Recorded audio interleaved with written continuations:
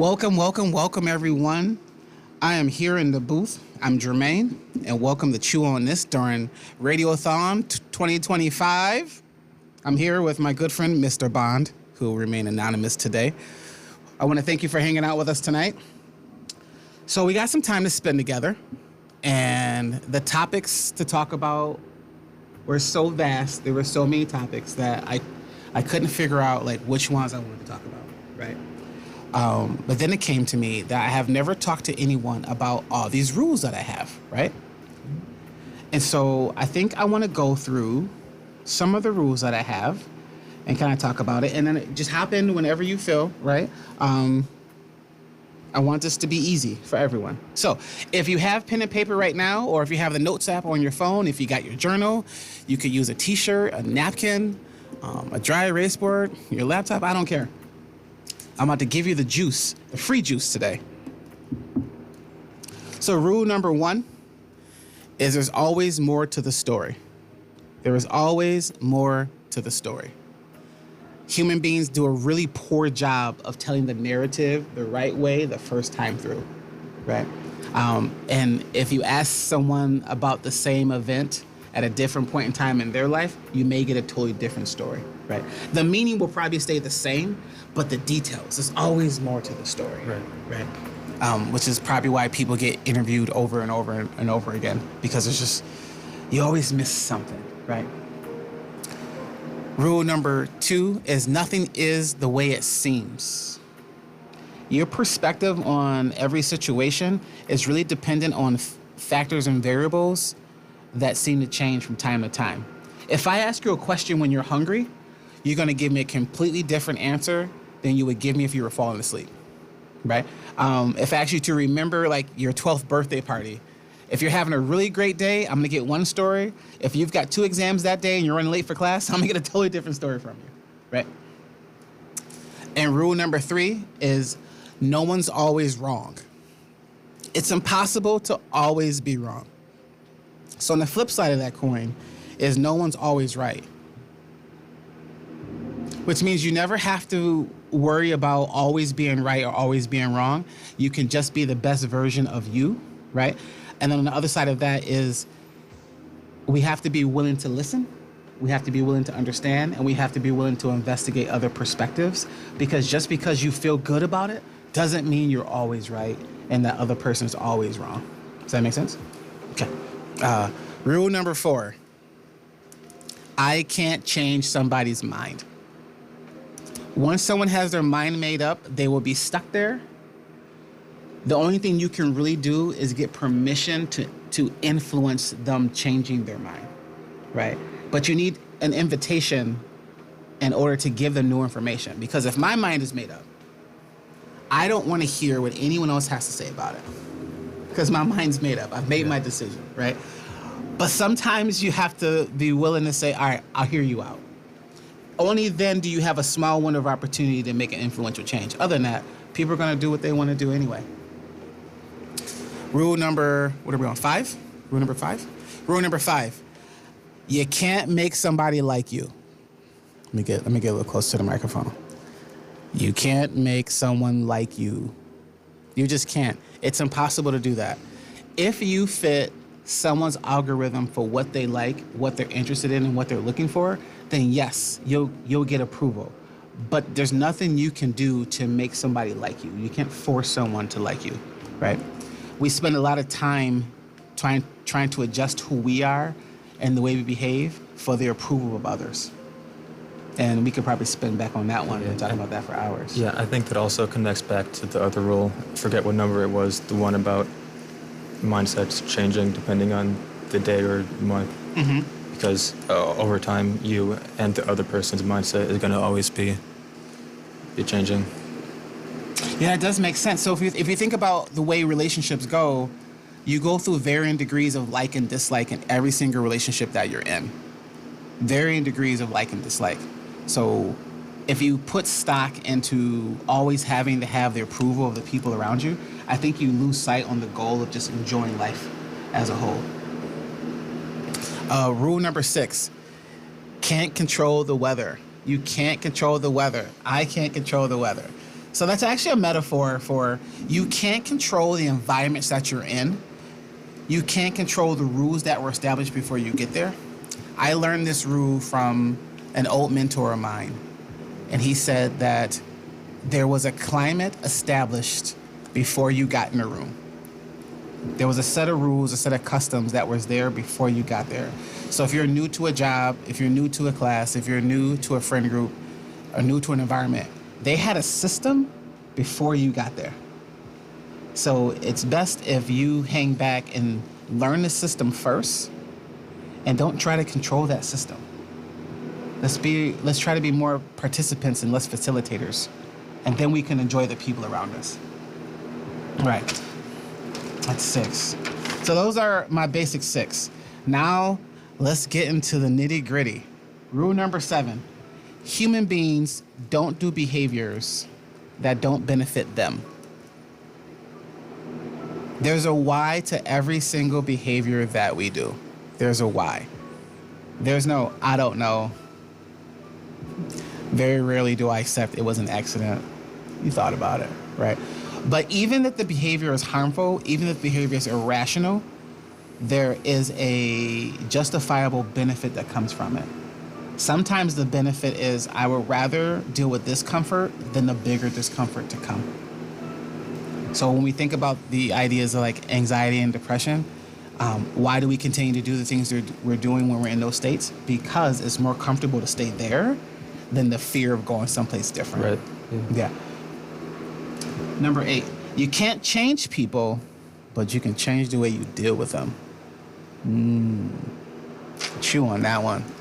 You can't change people, but you can change the way you deal with them. Not everyone who is unhealthy or does you wrong needs to be completely cut out of your life. No, you have the power to adjust the way that relationship goes. You have power to adjust how much effort you put into that relationship, and you also have the power to adjust how you understand that relationship. Number 9, every conversation has a goal.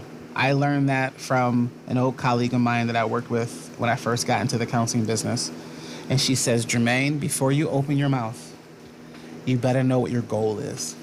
Because once you say it, you can't unsay it. So every conversation has a goal. If you ever hear, hey, can I talk to you for a second? There's a goal. There's a goal. Or I just wanted to say hi. There's a goal.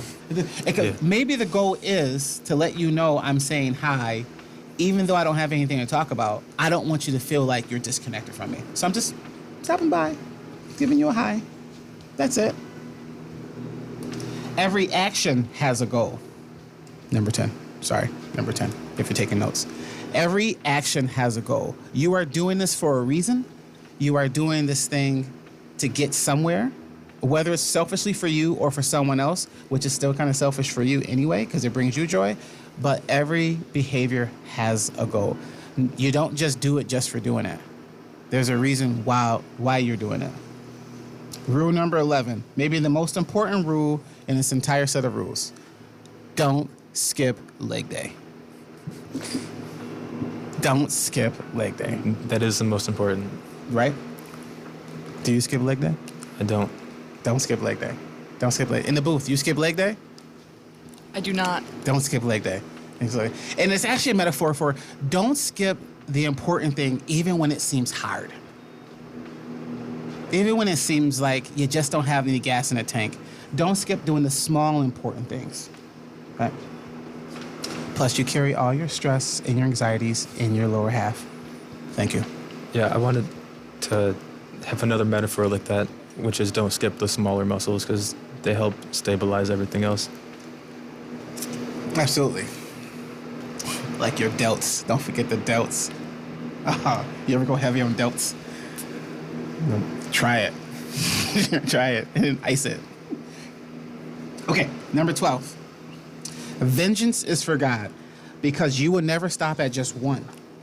Vengeance changes you and it robs you of the real version of you. Vengeance is intoxicating. So leave vengeance to the universe, karma, God, or they got it coming to them. When you strike back at someone because someone did something to you, you are aligning with their values. And it takes you away from your values. Does that make sense? Definitely, yeah. It's okay to be defensive. I think defense is okay. But to re-attack after you've been attacked, especially when you give yourself time to think about it, which is a dangerous area when you get time to sit back, think, collect your thoughts, retreat, and then come back with new energy. Well, that's dangerous. It's dangerous. Because you never stop at one. Right. And it's like scorching the earth, which is hard to walk away from. It's hard to walk away from. Okay, 13. And my cousin taught me this. Oh, he taught me this. When people show you who they are, believe them. Absolutely. When you see it, don't ignore it. A leopard can't change its stripes. A chihuahua will bite you again. Sorry for all those chihuahua dog owners, but I have been bitten by many chihuahuas. This is the part where I bare my soul about how I feel about dogs. No, I won't do that. It's okay. We already know. Yes. The world should know. It's important that we are willing to accept what people show us. We want to keep people in our lives. We want to give them the benefit of the doubt. We want to see the best in them. But it's really, really important that we learn from people and that we understand the way they want to be treated, but we're also expressive about the way we want to be treated as well. Right, yeah. Yeah. Number 14. I learned this rule on a fishing trip with my best friend Joey, and it was right after I tangled my line, after he specifically said, "Don't tangle your line again." He said, "Jay, no one learns anything the easy way. All your biggest life lessons came out of failure." Yeah. Here's the great thing about failure, right? If I am wrong, everything I learn after that is now the truth. If I get it wrong the first time, everything after that is the truth. I'll take it. I need to put that in my notepad, actually. No one learns anything the easy way. That's number 14. And if you are joining us live on the FSU Fredwell page, feel free to drop a question in there. I think I can see it if you are there. Let me wave at some people and see if it works. I think this is working. Yeah. You ready for 15? Yeah. Givers have to take limits because takers don't have any.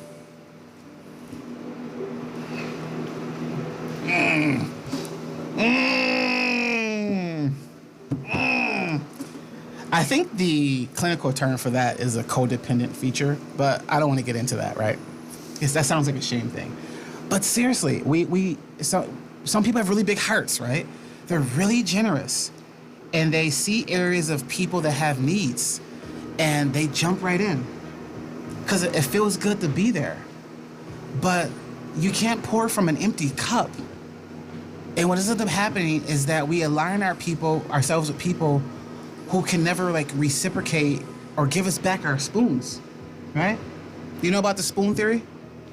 I don't know the spoons, but I know in elementary school when they would show us the buckets, and that you have to have a full bucket in order to give anyone anything from your bucket, but that there's people who dip into your bucket without you giving them anything. Right.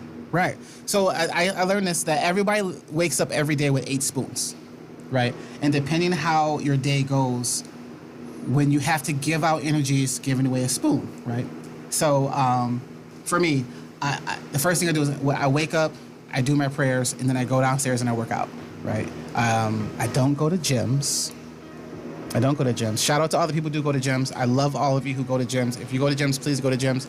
If you don't go to a gym, start going to a gym until you hate it, and then you can say, I went, I didn't like it. I work out at home because my schedule is kind of erratic. I kind of like my own space. My bubbly personality gets me into conversations with people, and before you know it, I'm on a treadmill giving somebody a therapy session as they're talking to me about their divorce, and then I'm late for work or I'm late picking up something. I just like to work out at home, and And I don't think I'm a glorious sweater.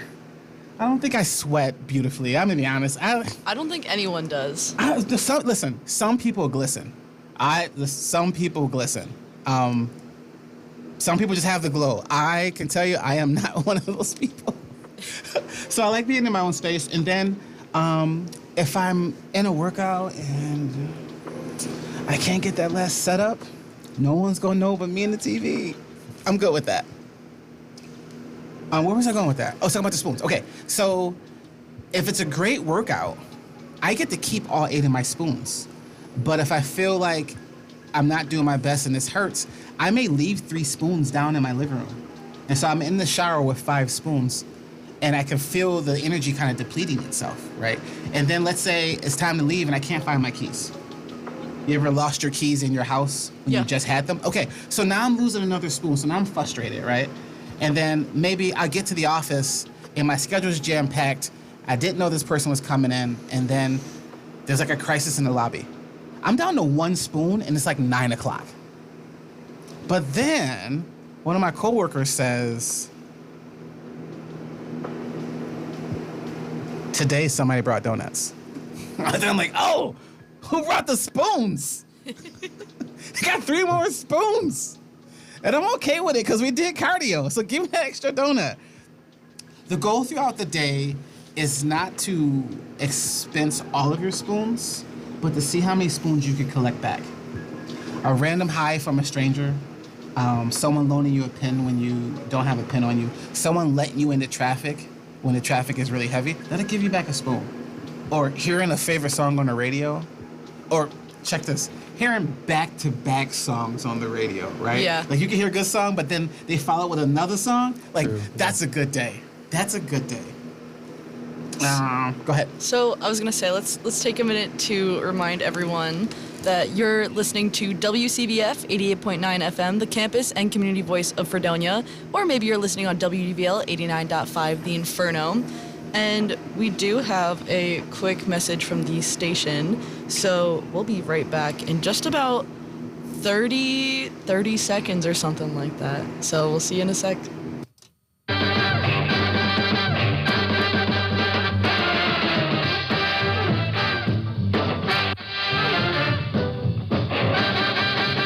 Listening to WCBF every Saturday morning starting at 10 for a 2-hour mix of contemporary and classic blues, all served up as Blues for Breakfast. That's 10 until noon here at 88.9 FM and streaming live at FredoniaRadio.com. Blues for Breakfast. And we're back.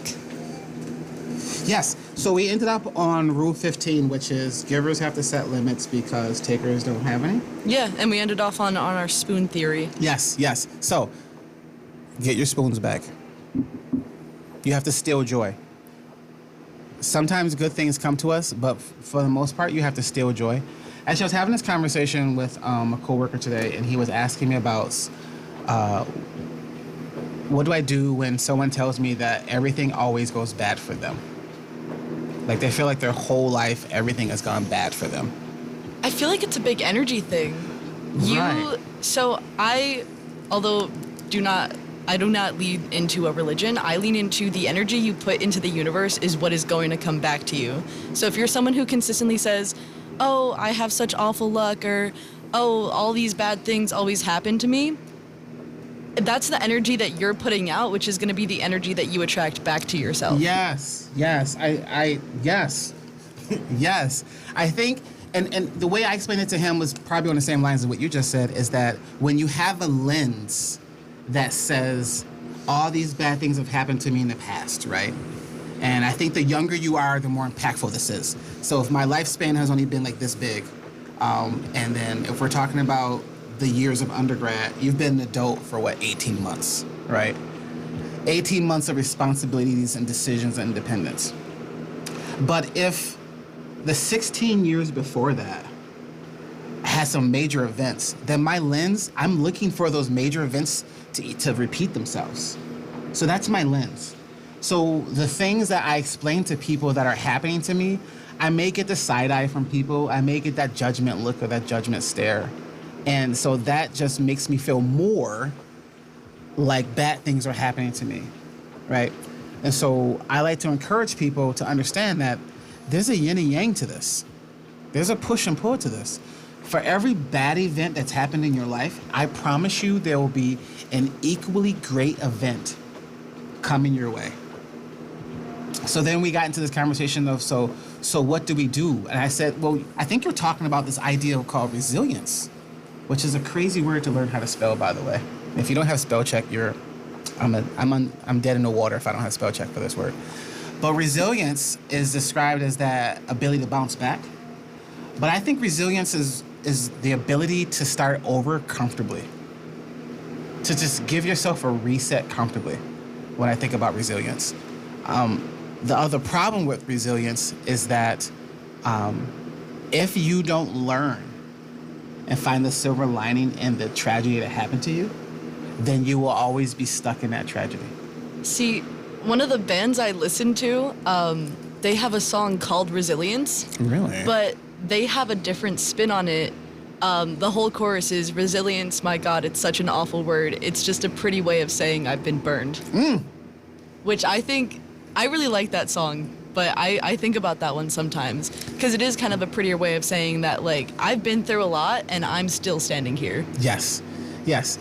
You have survived 100% of all the bad things that's happened to you. Look at you. No one can diminish or take away from you the struggle it took. And if I could double up on that, you never know someone else's struggle that they went through before they got to you.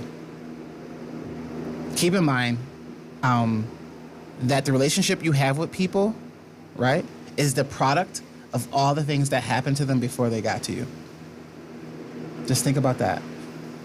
And maybe we can be a little more accepting of others. Maybe we can be a little more giving of ourselves. And maybe we can be a little more able to receive goodness from people. Yeah, well, I should put that on the list to talk about, receiving goodness.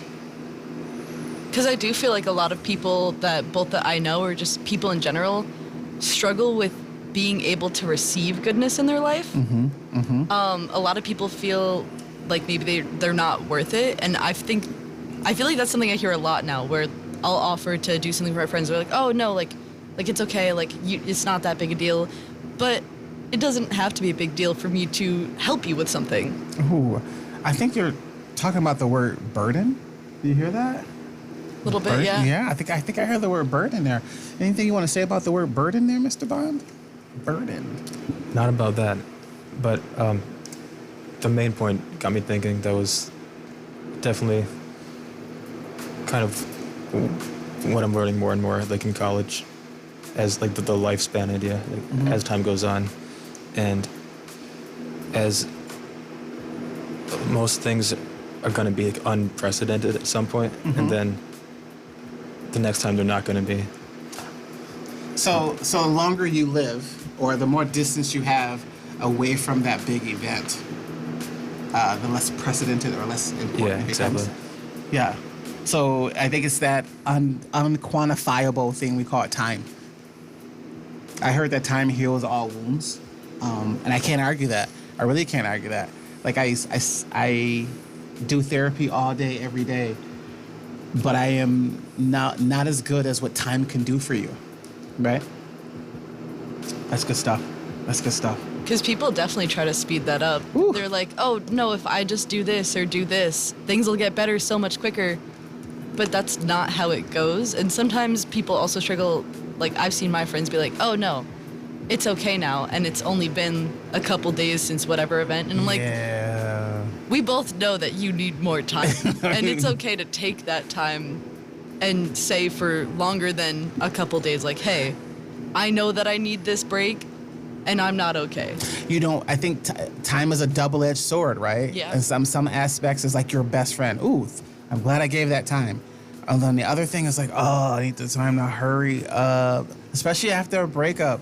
Time is like, sticky and ugly, and especially when you're counting the days. You ever count the days after a breakup?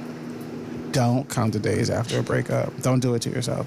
Don't count the days since the last time they texted you, the last time they called you. Last time you saw their face. Don't. Just I'm don't. not gonna lie, I don't think I've done that. Good for you. Good for you. Don't. And don't think about this later on in life and be like, well, maybe I just tried to see what he was talking about. No, take my word for it. I'm taking it. No, don't do it. Don't do it. Taking your word, not gonna do it. It's like crossing the street with your eyes closed. Don't do it. Don't do it. Take my word for it. Take my word for it. And on that topic of like little things happening in the day that bother you, I heard once about giving yourself 72 hours, and by then something else will have popped up and replaced whatever it was taking up that space in your mind. Really? Yeah. Just as a rule of thumb. You know, I had that rule. I had a friend of mine, and she had called me at 5 a.m. And I don't remember why I answered the phone at 5 a.m., but I answered it, and I was wide awake. So I got on the treadmill as we were talking, and she was telling me about a breakup she was having with a guy, and she really liked him. And she said, I use the Jermaine 72-hour rule, which is you can cry over a boy for 72 hours, but after that, wipe your face, get back to work. And I remember telling her that because I think a previous guy she had dated, I would not have chosen for her. Judge me free zone. I would not have chosen him for her or a garbage can, but she chose. So I support, right? Because I'm your friend. I support. And she was so upset about it. But in that moment, she realized she was more mad at herself because she knew this wasn't the one. She knew it wasn't the one. And it happens. But she said, I gave myself the 72 hours, and it was a choice I made for myself. Yeah. I gave myself. Which takes us to rule number 16, which is I am only in control of myself. Just let that marinate right there for a little bit. Chew on that. Chew on that. You can only control yourself. Stop trying to change the other person. Stop trying to get them to understand. Stop trying to get them to listen to me. Stop trying to get them to pick their socks up off the floor. Yeah. Or stop eating my chicken finger sub, which is like gold in these parts. It's you are only in control of you. I can only control myself. And so many people, it became like a social media trend of like, no, I can fix him. And I started saying back to people, no, you can't fix him. Or if someone was like, oh, but like it's not that bad. No, I can't fix him. And no, I don't want to. Yeah, and that's an obvious statement, right? Yeah. It never lands great. Yeah. And when you're in a friendship with somebody, you have a little more leeway in what you can say. I have to be more gentle with the way I drop things. Yeah. So let's go back to rule number 4, which is I can't change someone's mind. Yeah. So the person comes and says, I can fix them. So they made their mind up when they came to see you or want to talk to you that I'm going to prove to you that I can fix this person, right? So you have a choice to make. Either you go along with this plan that you know is complete garbage, right? Or you go against this plan.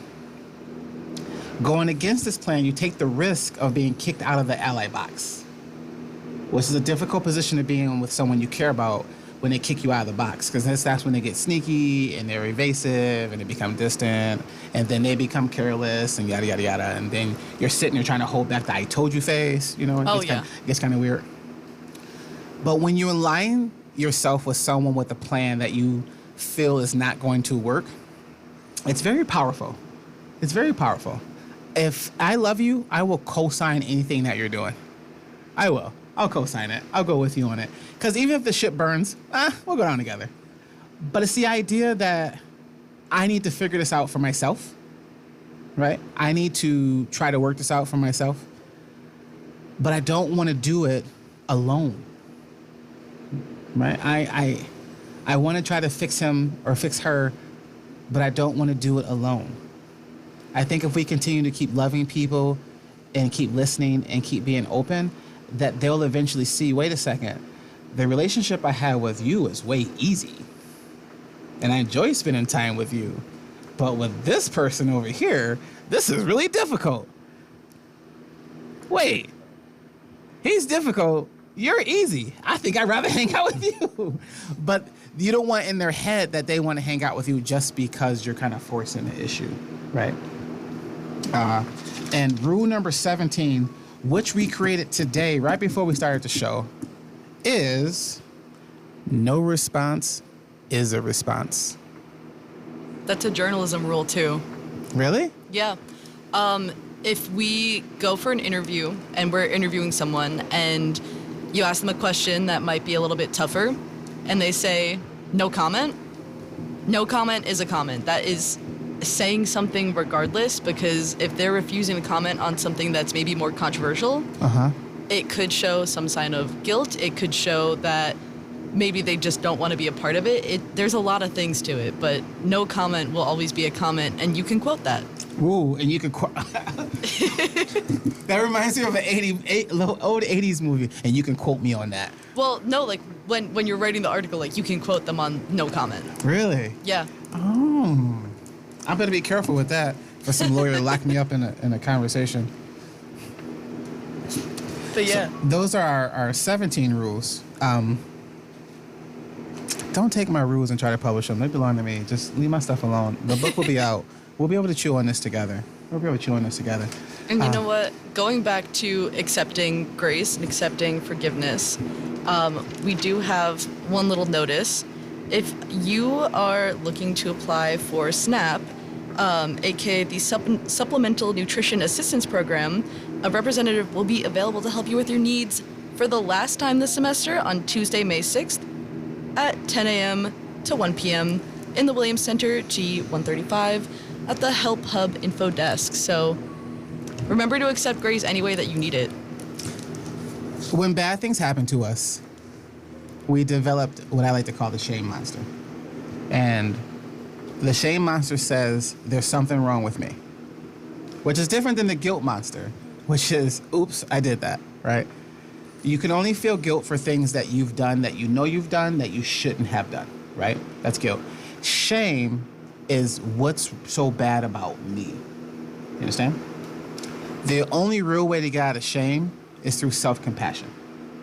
And do we have time to talk a little bit about self-compassion? Because I don't want to run over on time. We have a little under 15 minutes, and just one more reminder that you're listening to WCBF 88.9, the campus and community voice of Fredonia, or maybe you're on WDVL 89.5, The Inferno. Ooh. Let's get into some self-compassion. I'm glad I brought the journal with me. Okay, so this is the work that comes from Dr. Kristen Neff, K-N-E-F-F. Look her up on YouTube. I suggest that everyone look this up on YouTube. She has a video on the difference between self-compassion and self-esteem. It's a 19-minute video. Get yourself a beverage, sit down, cue it up, turn off your distractions, put your headphones on, and listen to that video. If you got any questions about it, shoot her an email or give me a call. I'm telling you, you'll love it. The first component of self-compassion is self-kindness. So that's self-kindness versus self-judgment. Self-kindness is you actually treating and speaking to yourself with the same level of kindness you do other people. Period. Self-judgment is you're making calls about you that leave you stuck. When you make adjectives about yourself, you take the risk of judging. Stay away from judgments. Walk away from judgments. Look at what is. Try to be as objective in situations as possible. When you get buried in the subjective about it, or you can get lost in the judgment and you forget all about who's taking care of you. I say this, compassion is defined as kindness, and if I can be compassionate to complete strangers on the street, if I can be compassionate to homeless people, if I can be compassionate to sick people, if I can be compassionate to people whose grades aren't as good as mine, or people's life who's aren't as good as going as well as mine, or people grieving, if I can show those people compassion, if I can show compassion to people that have hurt me, then I better be able to show compassion to myself. Tommy Rosen says, never complete a negative thought about you. You are the greatest person in your life. Treat yourself that way. The second component of self-compassion is common humanity. So we're juxtaposing common humanity with isolation. Common humanity says, I deserve to have the same lived experiences as everybody else. I deserve to have the same ups and downs, successes and failures as everybody else, right? There's not a person on the planet that has not had failures. The more successful you are, the more failures you've had, I promise you. Isolation says, I'm the only one, I should be alone. I should keep this to myself. I shouldn't talk about this. Well, that just wakes up the shame monster. Sitting at home, Sitting at home alone thinking about what just happened, ooh, that's dangerous. That's real dangerous. I say journal about it and walk away. Get back up. Don't let the shame monster take over. As soon as you start to feel the woe is me, you better make a list of things about you that you love. And if you can't make a list of things about you that you love, make a list of things about you that you can work on today, not tomorrow. We do this today. And the last one is mindfulness. Oh, that great therapist word, mindfulness. Hey, let me give you an easy, cheap definition of mindfulness. Ready? Paying attention to right now. That's mindfulness. Paying attention to right now. What time is it? Mindfulness. Where am I? Mindfulness. Who's around me? Mindfulness. How steady is my heartbeat right now? Mindfulness. What do I smell? Mindfulness. What do I see? Those are all mindfulness. That's it. When we fall into this over-identification, we become one with the suffering, and the suffering starts to take over us. No, we can accept the suffering as, hey, this is part of the process. But you're asking yourself, what is this suffering? And suffering is usually a lack of having something or having something being taken away from you. That's suffering, right? So once you define the what in that, you're stepping into mindfulness. I can make great decisions when I'm mindful. I make poor decisions when I'm suffering. I make poor decisions out of shame. I make poor decisions out of judgment. Actually, judgment is the opposite of love. Ooh, he said it. Judgment is the opposite of love. If I'm living in judgment, I'm not living in love. I can't do it. Here's the crazy thing.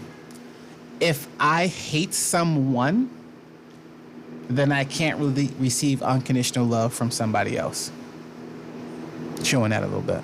If you hate someone in your past that you haven't forgiven, then it's going to be really difficult, almost impossible for you to receive love from somebody else. That unconditional, not transactional love. And I don't know if we posted the transactional love one yet versus unconditional love. Coming soon, though. Maybe in the summer, possibly. Unconditional love says, I did nothing to receive this love. And there's nothing I can really do to stop the flow of this love. That's unconditional love. Transactional love has rules and stipulations and if and thens and blah, blah, blah. No, we need to live in unconditional love. And unconditional love was the first love you've ever received. When your parents heard your heartbeat on that sonogram, they fell in love with you.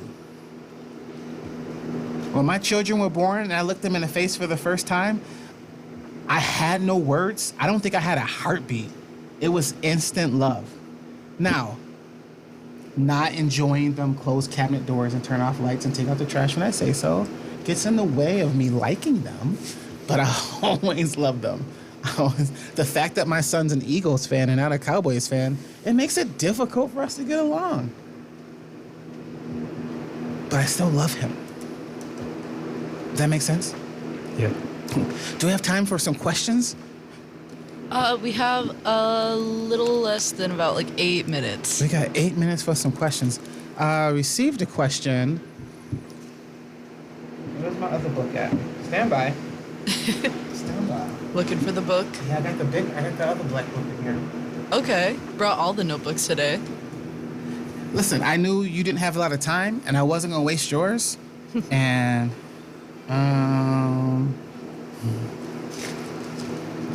how do I break out of the trauma cycle? And so, if I'm hearing this question correctly, it sounds like someone who gets easily triggered, and then they find themselves kind of repeating the same relationships. They find themselves kind of being drawn to that same energy. And I say first and foremost, sit down and stop. Let the wave of emotions flow over you. Let them hit you. Let the waves hit you. Because here's the thing. Emotions can't hurt you. Feelings can't hurt you, right? They feel intense, but your feeling is an interpretation of your thoughts. Write that down. Feelings are an interpretation of thoughts. Your thoughts are all the cognitive processes, your memories, your images, your visuals, right? And then those thoughts and feelings run together and they live in your body. We call those sensations. All right. So just imagine this diagram where we cut a paper into 4 squares, right? In the top left-hand corner, top left, the first box is your thoughts. The thoughts are all the processes. These are all the things I see. These are all the events that I'm aware of, right? My feelings are an interpretation of those thoughts. Those feelings change something in my body. And then the last square is your behaviors. The behaviors are the actions I do based on the sensations in my body. You would think human beings would base them on their thoughts, but no, we move by sensations. And here's the thing. When this person asked about breaking that trauma cycle, what they were saying is, what do I do with this sensation in my body that tells me to do everything? And my dad used to say, the way you do one thing is the way you do everything. So if I'm moving through relationships with an anxious thought process or anxious soul, I would do homework with an anxious soul. I would do my finances with anxiety. I do conversations with anxiety, right? So what we have to do is we have to be mindful and sit in that emotion and make space for it. Make space for all your emotions. Don't kick them out the box. Make space for all of them. You're human. Your emotions can't hurt you. I have anger, you have anger. I have sadness, you have sadness. It's okay. But they don't last forever, I promise. Your grief won't last forever. Your fear won't last forever. The timing is also really funny because the song playing in the background right now is called Nothing Stays Forever. Come on, chew on this. The playlist new. The playlist new. The playlist new. Another thing about making room for your emotions is giving names and titles to your emotions. Staying away from saying words like I'm fine, good, bad, and upset. Well, those aren't emotions. Let's be honest. Look up any emotional chart on Pinterest or Google Images. Good and bad is not on the list. Upset is not on the list. Those aren't emotions. Those are conditions, right? Be able to define. If I'm feeling bad about something, I'm probably feeling guilt. Or maybe I'm feeling shame. How are you feeling today? Oh, I'm good. Well, what does that mean? Well, I'm without stress. Or you could say, hey, I got 6 spoons. I think 6 spoons is pretty good, especially in the middle of the day. Can we go to one more question? Yeah. One more question.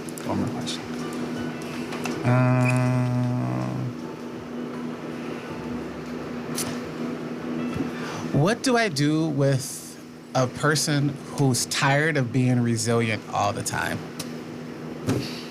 There are some people who have to be resilient. Their conditions, their home life, where they work, it's just so toxic and just so tiring. That's a tough question. I think that if you're talking about from the perspective of someone who is with that person, giving them a place where they no longer have to be or are forced to be resilient is always a good step. Giving them somewhere that they can decompress and feel safe. So giving them a safe space? Yeah. And a soft landing? Yeah, in a way. And allowing yourself to become a safe space for that person doesn't have to be all the time. Right. But even if it's just, every couple of days, maybe they come to you and they just need somewhere to be safe and comfortable.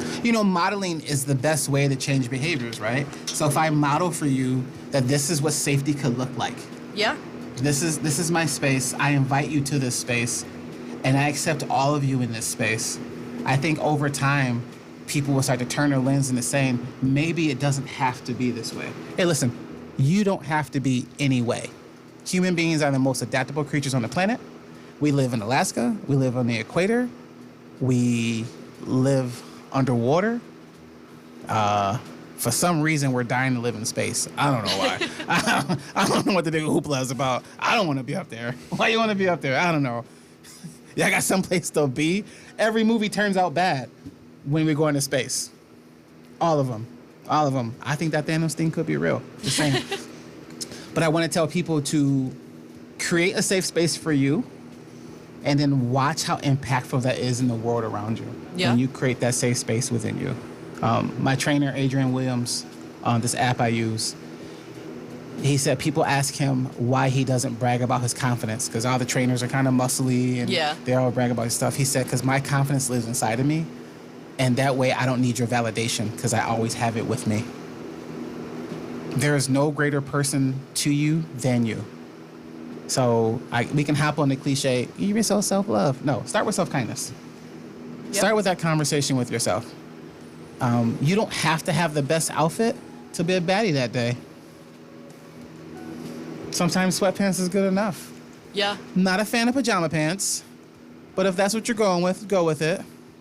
Yeah. Not a huge supporter, but I can see the value in them. My son works out in pajama pants. He goes to the gym in a tee and pajama pants. And I'm like, who dresses you? And he was like, I dress myself. And I'm like, that's not what I taught you. And he's like, well, you bought these for me.